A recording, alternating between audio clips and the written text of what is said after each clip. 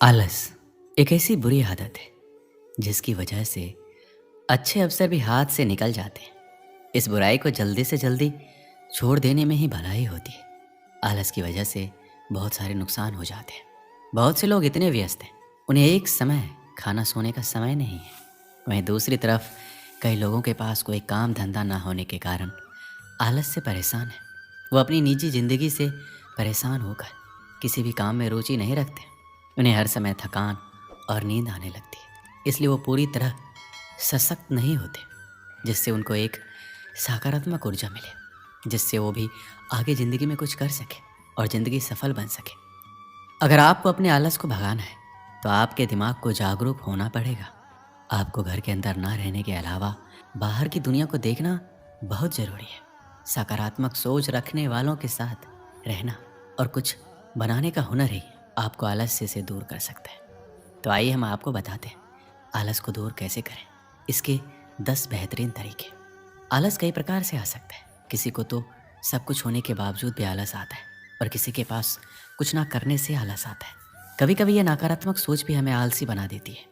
एक सकारात्मक सोच आपको आलसपन से दूर कर सकती है। एक सकारात्मक सोच जिंदगी को सफल बनाने में अहम भूमिका निभाता है। अगर आपका सोच सकारात्मक है तो आपको ना तो आलस्य आएगा, ना ही नींद, बस कुछ करने की सोच आएगी। सकारात्मक सोच लाने के लिए आप ऐसे लोगों के बीच जाएं जो सकारात्मक सोच रखते हो और वही बात करते हो। इससे आपके अंदर भी एक ज्वाला आएगी और आप भी कुछ बनाने के लिए तैयार रहेंगे। आलस्य को निकालने के लिए आपको घर के अंदर से निकलकर बाहर देखना चाहिए कि कौन कितनी मेहनत कर रहा है और कैसे ज़िंदगी को आगे बढ़ाया जाता है। कहते हैं अगर व्यक्ति कुछ करने की ठान लेता है तो कोई भी समस्या उसके आगे पीछे नहीं आती है। अगर कोई छोटी मोटी परेशानी आ भी जाए तो वह चकित नहीं होता है, बल्कि कुछ करने की सोचता है। इसी तरह अगर आपको आलस्य को दूर करना है तो जागो और अपने हुनर को जगाओ। कुछ कर दिखाने का समय है, ये सोचता और सोने का समय नहीं है। इससे आपके अंदर एक नई ऊर्जा आएगी। कोई भी व्यक्ति आलस्य से इसलिए भरा रहता है क्योंकि उसे मोटिवेशन की कमी होती है। आपको खुद प्रेरित होना पड़ेगा। इससे आपका दिल भी कुछ करने का सोचेगा और आपको एक जुनून मिल जाएगा कि जो कुछ मैं कर सकता हूँ। आप अपने काम को बढ़ावा देने या अपने लक्ष्य को प्राप्त करने के महत्व के बारे में पुष्टि और सोच के माध्यम से अपनी प्रेरणा को मजबूत कर सकते हैं। ये सबको पता है कि समय हमारे लिए कितना कीमती है। एक समय में आदमी क्या से क्या कर सकता है, जो कि हम इस आलसपन के वास्ते करते जाते हैं। ये सोच कर चलें कि जितना आप समय खराब कर रहे हैं उतना ही आप अपनी ज़िंदगी के पैसों को खर्च कर रहे हैं। बहुत बार ऐसा होता है कि हम किसी भी काम के रिजल्ट के बारे में सोचने लगते हैं। सोच नेगेटिव हो तो व्यक्ति का दिल और मन उस कार्य से हट जाता है। परिणाम स्वरूप काम करने का दिल नहीं करता है, आलस्य भारी होने लगता है। इसलिए किसी भी काम के अंत के बारे में ना सोचें, पूरी हिम्मत के साथ डटे रहें। ऐसा कौन सा कार्य संभव नहीं है जो मनुष्य ने नहीं किया हो। सुबह की सैर में बहुत ताकत होती है। ये शरीर के आलसपन को दूर करने के लिए बहुत महत्वपूर्ण है। 5 बजे अपने बिस्तर से निकलें और बाहर खुली हवा में जाएं। नंगे पांव हरी घास में चलें। इससे आपको दोनों तरफ से नमी मिलेगी, जो कि बंद कोशिकाओं के लिए बहुत आवश्यक है। इसके अलावा आप ध्यान कर सकते हैं। ये हमें आंतरिक रूप से साफ और शुद्ध करता है।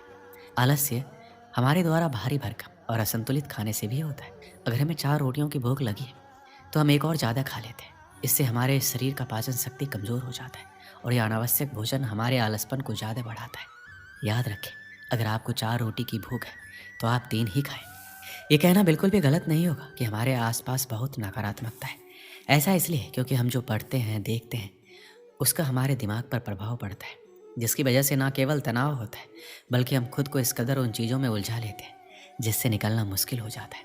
यही तो एक वजह है कि जब हमारे पास नकारात्मकता बहुत ज़्यादा दिखने लगती है तो हम बहुत अजीब सा बर्ताव करने लगते हैं। अगर एक नकारात्मक विचार मन में आ गया तो बाकियों को निमंत्रण मनुष्य खुद देता है। उसे उस दौरान किसी दूसरे की जरूरत नहीं पड़ती। उसका दिमाग नकारात्मक विचारों को अपनी तरफ खुद आकर्षित कर लेता है। इसमें कोई दो राय नहीं है कि नकारात्मक विचार बेहद शक्तिशाली होते हैं। ऐसे में सबसे पहले तो इन्हें अपने ऊपर हावी ना होने दें।